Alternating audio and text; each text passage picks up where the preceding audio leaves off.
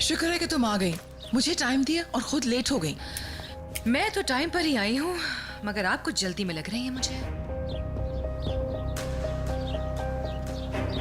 लगता है तुम्हारे अंकल ठीक हो गए हैं, इसीलिए तुम इतनी रिलैक्स हो और लोगों से इधर उधर मिलने के लिए जा रहे हो। दुश्मनों का भी खौफ नहीं है। सुल्ताना खानम, ये दुश्मनी का लिबादा उतारी और अपने आसपास देखी, यहाँ कोई दुश्मन नहीं है। आपके लिए एक अच्छी खबर लेकर आई हूँ। और हाँ, वाकई में मेरे अंकल बहुत हिम्मत वाले हैं और जो कुछ तुम लोगों ने उनकी बेटी के साथ किया उसके सामने ये कुछ भी नहीं है। इंशाल्लाह वो जल्द ठीक हो जाएंगे। इतनी जल्दी हिम्मत नहीं हारेंगे वो, तुम लोग देखते रहना। बहरहाल सुल्ताना खानम, चलें, अब हमें असल मुद्दे पर आ जाना चाहिए। बात लंबी नहीं करूंगी, पहले तो मुझे ये बताओ कि मुझे यहाँ क्यों बुलाया है तुमने? आप बिल्कुल भी परेशान ना हो, मैं बात को घुमा फिरा कर नहीं करूंगी। अपने भाई के लिए अलिफ का रिश्ता मांगने आई हूँ। दोबारा बोलना, क्या कहा तुमने? ज्यादा हैरान ना हो, ये आप भी चाहती हैं। अब ये काम हम लोग किस तरह से करेंगे ये मैं बताती हूँ आपको।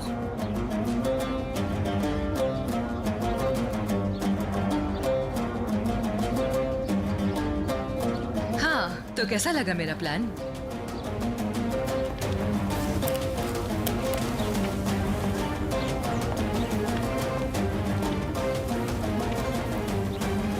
सुल्ताना खानम, अब आप मुझे बताएं, मेरी मदद करेंगी या नहीं? क्यों करूं मदद? क्या हासिल होगा मुझे? सुल्ताना खानम, मेरी बात ध्यान से सुनिएगा। अलिफ की शादी अगर हमारे खानदान में हो जाती है तो इसमें आपका फायदा है, क्योंकि ऐसा करने से अजीजा असलाम का कंट्रोल उस हवेली में ना होने के बराबर रह जाएगा और आप उठाएंगी इसका फायदा। अजीजा की जगह आपका राज होगा। और रही बात रयान और मीरान की, तो वो सारी जिंदगी आपस में लड़ते मरते ही रहेंगे। मेरे ख्याल से ये बात आपकी समझ में आ ही गई होगी।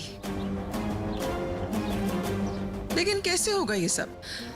क्योंकि हम ये इस तरह से प्लान करेंगे जैसे ये सब रयान करवा रही हो। मीरान समझेगा ये सब रयान ने किया है। उसको लगेगा कि रयान अपनी नाइंसाफी का इंतकाम आजाद के साथ मिलकर वो अलिफ से ले रही है।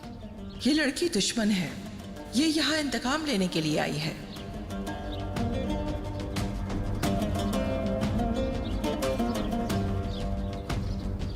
सब समझ गई हूँ मैं। असलान बे खानदान को बेवकूफ बनाना इतना आसान नहीं है। मुझे अच्छी तरह मालूम है कि तुम रियान का बदला अलिफ से लोगी, है ना?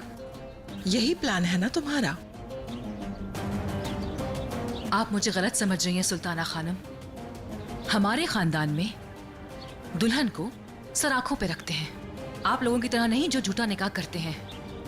और मेरा भाई शादोलो खानदान का इकलौता बेटा है। ये शादी करके अलिफ भी खुश होगी और आप भी।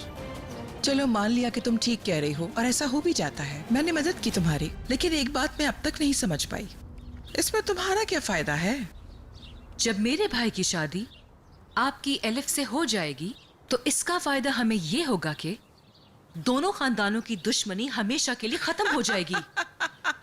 मुझे बेवकूफ समझा है क्या जो मैं बातों में आ जाऊंगी? मुझे बातों में फंसाना इतना आसान नहीं लगती है, इसलिए कह रही हूँ। अजीजा की बहू बनकर गुजारा करना कोई आसान बात नहीं है। यकीनन आप भी आजादी चाहती होंगी इस सबसे। बहरहाल मेरा काम था यहाँ आके आपको मशवरा देना। अब आप चाहे तो इस अक्लमंद मशवरे पर अमल करें या फिर अपने अकल के घोड़े दौड़ाती रहें। साफ साफ बताओ, दुश्मनी खत्म करना चाहती हो क्या? जो बात है खुलकर बताओ मुझे। कसम खुदा की, मैं तो यही चाहती थी, मगर आपकी समझ में ये बात नहीं आएगी क्योंकि आप लोग आपस में खेल खेल रहे हैं, जबकि हम लोग चाहते हैं कि ये दुश्मनी आपस से खत्म हो जाए। हाँ, मुझे साफ नजर आ रहा है कि तुम्हारे अंकल मौत से लड़ रहे हैं और यहाँ आकर मेरे साथ तुम ड्रामे कर रही हो।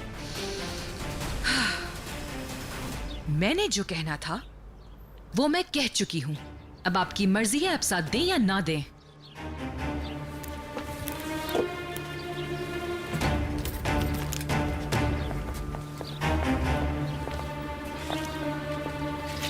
सोच कर बताऊंगी। जितना जल्दी फैसला करेंगी उतना अच्छा होगा। अगर अंकल को कुछ हो गया ना तो भाई कभी शादी नहीं करेंगे अलिफ से। उल्टा इंतकाम के चक्कर में आप लोगों में से किसी की जान ले लेगा।